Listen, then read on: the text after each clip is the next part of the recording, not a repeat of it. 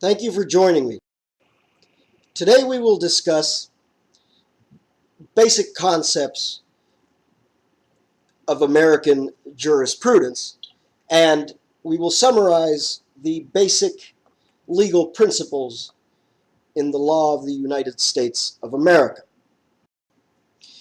We also suggest that our viewers take a look at American Legal Systems, a resource and reference guide by Tony M. Fine. It is clear and concise, yet very rigorous. In this short video, we will be covering the basic American legal principles, or rather the basic concepts of American jurisprudence. The concepts to be covered are the impact of precedent, or the very important principle of stare decisis. Secondly, court hierarchy. Third, jurisdiction. Fourth, mandatory binding versus persuasive authority. Fifth, primary versus secondary authority. Sixth, dual court systems. And lastly, at number 7, the interrelationship among various sources of law. So it must be said that the defining principle of common law, the most important principle, is that which requires the courts to follow decisions of higher level courts within the same jurisdiction. This is known as the principle of stare decisis. So from the application of this principle in the United States of America, a somewhat predictable, consistent body of law has emerged. So as for the second principle of court hierarchy, this principle defines to a great extent to which a decision by one court will have a binding effect on that of another. For instance, the federal court system is based on a 3-tiered structure in which the United States district courts are the trial level courts. The United States Court of Appeals is the first level court of appeal, and the United States Supreme Court is the final arbiter of the law. And third, the principle of jurisdiction. In American law, the term jurisdiction has 2 important meanings. The first of which refers to the formal power of a court to exercise judicial authority over a particular matter. And it is in this sense that it is most often used. In the civil law tradition, this use of jurisdiction is the definition of competence or competencia. So it must be noted to the civil law scholar, and particularly the Latin American civil law scholar, that what we call in the United States of America jurisdiction is what is called in Latin America and in most civil law jurisdictions competence or competencia. Furthermore, and contrary to the civil legal tradition or the continental legal tradition, jurisdiction is also used as a term to denote beyond the jurisdiction of any other governmental entity. To use an example,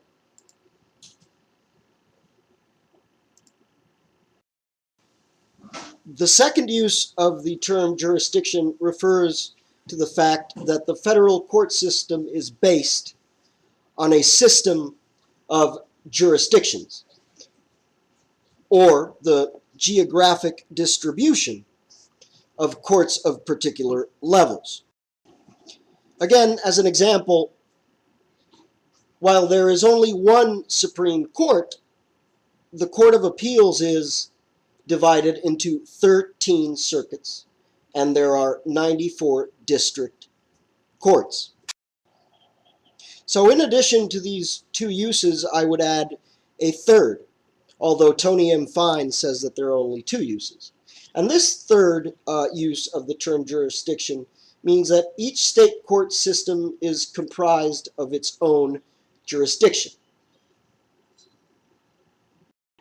It is very important to note for the new judicial scholar in the United States that, as we already noted, the jurisdiction in which a particular case arose will determine which court's decisions will be binding precedents. So you have to be very careful, if you can, as to what jurisdiction you choose, if you can choose it. Number 4, mandatory binding authority versus persuasive authority.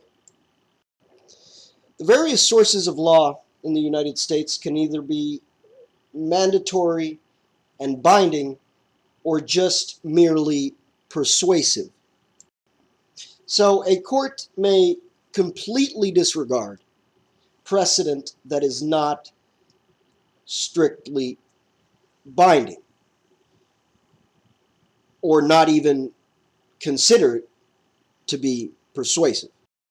This issue of whether authority is mandatory or persuasive is directly related to the application of the principle of stare decisis that we discussed earlier and that we will discuss further in other videos.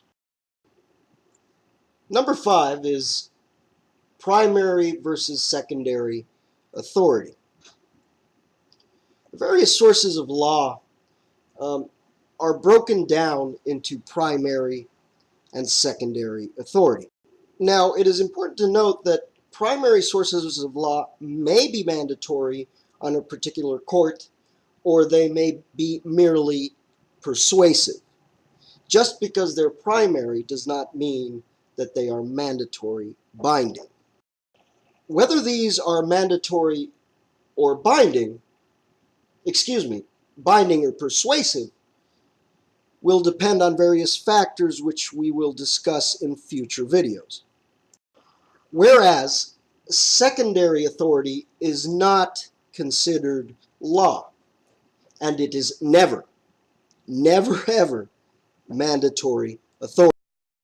Now, notwithstanding, a court may look towards secondary sources of law for guidance as to how to resolve a particular issue.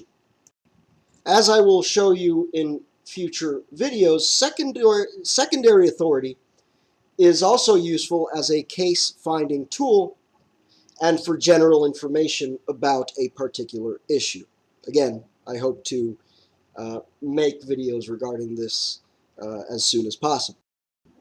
The 6th principle we are to discuss is the principle of dualism in the courts. The American legal system is based on a system of federalism or decentralization. Now, it must be noted for the foreign attorneys who are viewing these videos that this concept of decentralization is completely different than that of the civil tradition or the continental tradition. The most important concept to grasp here is that while the national or federal government itself possesses very significant powers, and it seems as though each day that passes more powers, the individual states retain powers that are not specifically enumerated as exclusively to the federal government. Notwithstanding, most states have court systems which are very similar to those of the federal court system. Number 7, and finally, the interrelationship among various sources of law. So one of the most difficult issues to grasp for the foreign lawyer is the extent to which the various sources of law from both the state and federal systems interrelate with one another. It must be noted that there is a very complex set of rules that define the relative priority among various sources of law and between the state and federal systems. We will discuss this further in another segment.